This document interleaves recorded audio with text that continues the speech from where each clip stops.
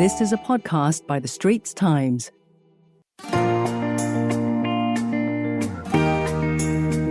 Welcome to Green Pulse, a podcast series by the Straits Times, hosted by environment correspondent Audrey Tan and climate change editor David Fogarty.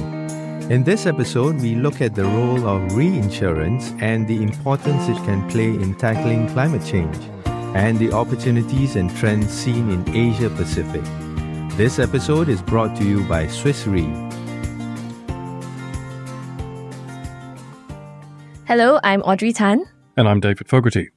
And in this episode, we have Mark Senkovich, head of the Property and Casualty Underwriting Hub in Asia, Australia, and New Zealand for Swiss Re.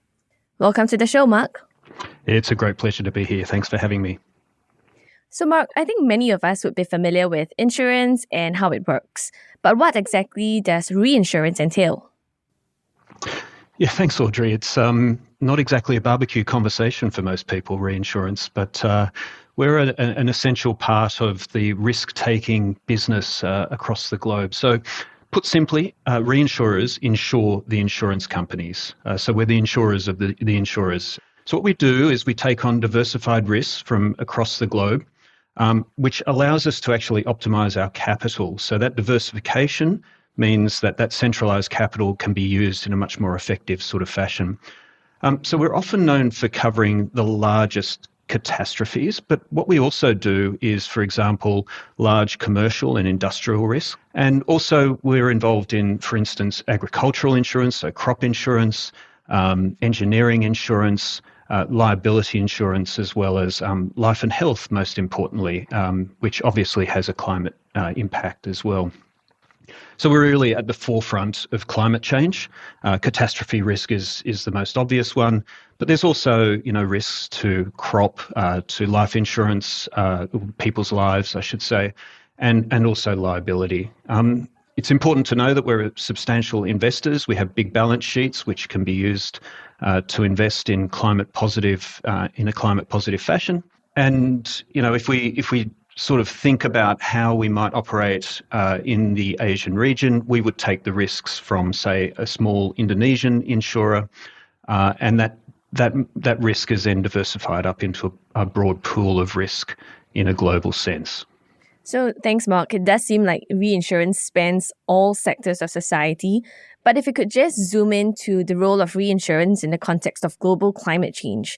So right now, we know that banks and insurance companies have been blamed for not doing enough to cut off funding for fossil fuel plants. But what is the role of reinsurance companies in, say, building an energy generation plant? Yeah, it's an important question. And also as a major part of the global capital risk pool, we have both a direct as well as an influential role when it comes to the polluting industries. So maybe if we look at it in sort of 3 points, there's our own commitments to climate change, so net zero of our own operations by 2030. And by 2050, we're looking at net zero for our underwriting portfolio as well as our asset management portfolio, which is, several hundreds billions of assets. So that's the first piece. The second piece is our balance sheet. So on the liability side, what would I call the underwriting side, how do we influence there? And in that sense, we've put, for example, protocols in place around the insurance of coal, where we've largely removed ourselves from insuring the coal industry, as well as oil and gas. So we have a relatively new guideline in place in terms of how we will support the oil and gas industry, particularly through this transition phase. So that is, I think, an important influencing factor overall. And then going back to the asset side of our balance sheet, I guess the third pillar, the important element there is that we move our investments increasingly away from polluting industries, which we've done, and we since 2017 we've published our ESG outcomes. We were one of the first insurers to do so. And by 2050, the goal there, of course, is that we're net zero in terms of our asset portfolio. The final piece here is, for us, the influencing piece. So by joining organisations such as the Net Zero Insurance Alliance, where we were a founding member, we can push out the, I guess, management of these type of risks more broadly into the insurance community, such that other insurers take up the charge, as it were, around the insurance of CO2 polluting industries. And we're seeing that move ahead quite rapidly. European insurers already predominantly have guidelines in place around the insurance of these sort of assets. Finally, and just very quickly, I mean, finance is an important contributor, of course, to these. And most finance companies and most banks won't take the risk unless there's insurers sitting behind that particular risk. So there is quite a sort of backroom influencing factor that plays through in that sense as well. Earlier, we talked about reinsurance companies as a green infrastructure investor by only being willing to invest in, say, renewable energy projects. But what about the reinsurer's other role, which is to pay out when disaster strikes? Are those payouts rising? Yeah, well, they are, David, and we have a number of studies around this. Clearly, what we're seeing is the rise of what we're calling secondary perils. So primary perils, earthquakes and typhoons, they're typically modelled. Secondary perils would include floods, bushfires, severe convective storms. And we're seeing absolutely an increase in the trend of those decade by decade up until last year, where we saw, a number of examples of floods across the region, China, Malaysia, and bushfires back as far as 2019 in Australia. So, the examples around the impact of climate change are significant. The other layer here, of course, is urbanisation. So we're seeing increasingly concentrated risks around cities, more and more people in the Asian region moving into those cities, and the impact of that coupled with climate change is seeing much more profound payouts in this area. And just sort of related to that then, is it possible to sort of kind of quantify how much climate change is contributing to these losses? It's rather challenging to quantify it, and I know you speak to many climate scientists and they'll give you estimates, but clearly we're seeing the rise of flood events across Asia, and these were not appearing so much on the headlines back in the 80s and 90s, but increasingly over the last couple of decades, we've seen flood become a much more prominent part of the secondary peril environment, to the extent that floods, for example, over the last decade would have contributed probably more than earthquakes in terms of losses, but maybe not quite as much as typhoons and cyclones, for example. So absolutely, we're seeing that trend continue. Find us on Apple, Spotify, Google Podcasts, or via the Google Voice Assistant and Amazon Alexa-enabled devices. And now, back to Audrey Tan and David Fogarty's conversation with Mark Senkovich as they discuss the role of reinsurance, its importance in tackling climate change, and trends seen in Asia Pacific. This episode is brought to you by Swiss Re. So, Mark, before the break, we discussed the losses brought about by climate change. But is it all just doom and gloom? Are there opportunities as well in the green transition? Well, there's a lot of doom and gloom, isn't there? But we do need to respond to that. And, whether we call it opportunity or response, I think it's important that the insurance industry, the reinsurance industry, and more broadly, all sectors, look for ways to make certain that we mitigate. Right. So there's the engagement with government around mitigation and adaptation. We can think about both grey infrastructure, your classic levees, but also nature-based solutions to create buffers. I think that's an important element. And for insurers and reinsurers, there's an opportunity in the insurance of those particular assets, including nature-based solutions, I think it's important to say. There's also the insurance of renewable energies, as we've seen the uptake of that increasingly. Swiss Re is one of the largest reinsurers and insurers of offshore wind farms in China, for example. There's also the opportunity to create new products that look a little bit different from traditional insurance products. We call them parametric solutions. So they trigger based on a certain climate or weather outcome, excess rainfall, too much or not enough sun, excess wind or high wind speeds and so forth. And so they will pay out immediately based on that trigger, which can be really quite supportive to local communities as well as municipal and national governments. What other trends are you seeing in the Asia-Pacific region? Yeah, so I think this is the really important element around the impact of climate change, and something we need to think about much, much more. So last year, globally, there were about 306 large natural catastrophe events, of which 92 were in Asia. And that trend was probably a little bit down for last year, but certainly it's part of an increasing trend overall. So the insured losses from those natural catastrophes last year in Asia were about 8.3 billion.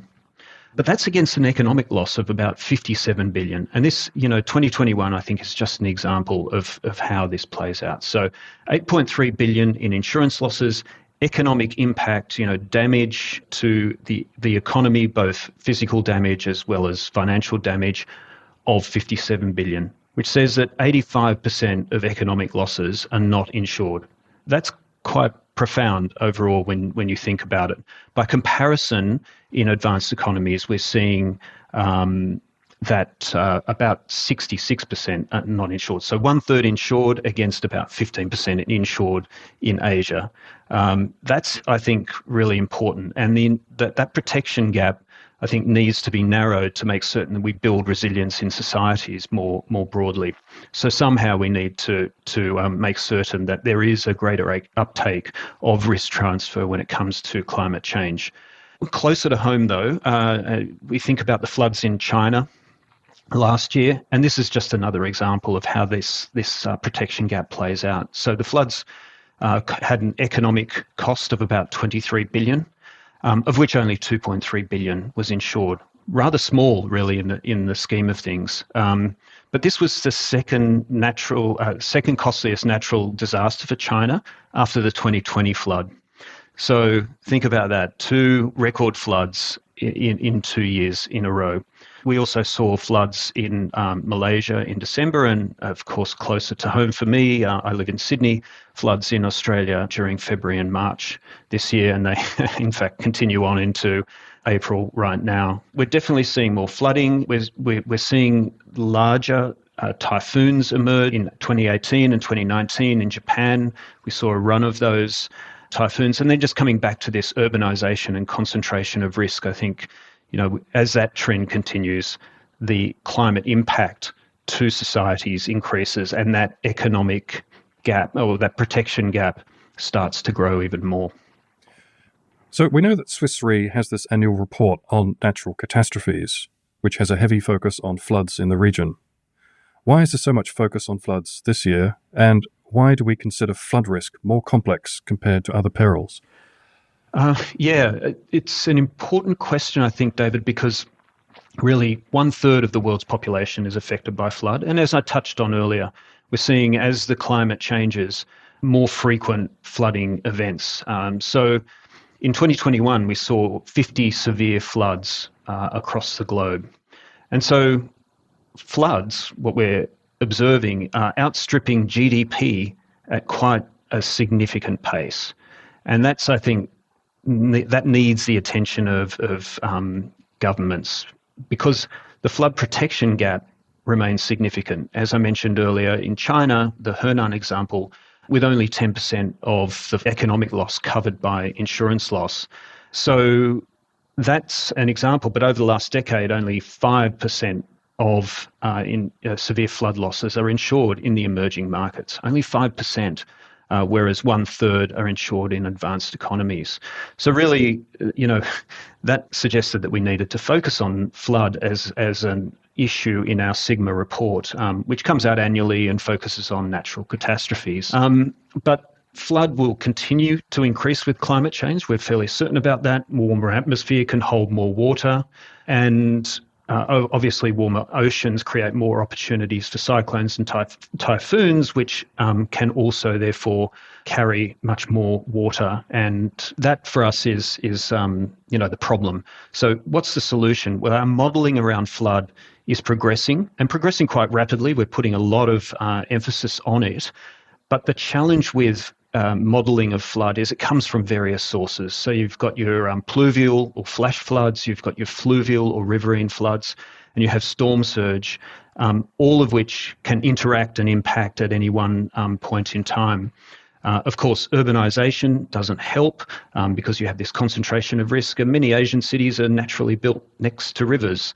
So that also is quite challenging. And then we see impacts of, concrete, right? You call it soil sealing.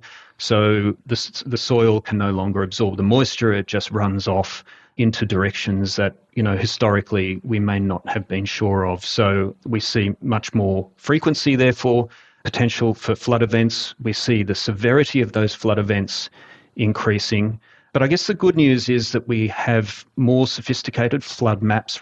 We have new technologies emerging which utilise satellites and so forth to allow us to understand topography and the impact of flood much better. And ultimately, for the insurance industry and reinsurers, probabilistic flood models are improving, but it will take time. So that's why we've really focused on this as an issue to raise awareness, not just amongst insurers, but more broadly governments and communities. I guess for societies, the importance of insurance is so that they can ensure that when disaster strikes, they would be able to rebound back and recover more quickly. The importance of resilience of communities, not just in terms of their ability to rebuild, but also the protection of people. The outbreak of mosquito-borne diseases as a result of flooding events, I think, is an important issue, and one that obviously can impact insurers and reinsurers and communities more broadly in terms of the health impacts. So, I have to say that nicely wraps up our episode today on reinsurance and their importance to societies. Thanks very much for insights, Mark. It's been a great pleasure. Thank you to you both. You've been listening to Green Pulse, a podcast series by the Straits Times. This episode is brought to you by Swiss Re.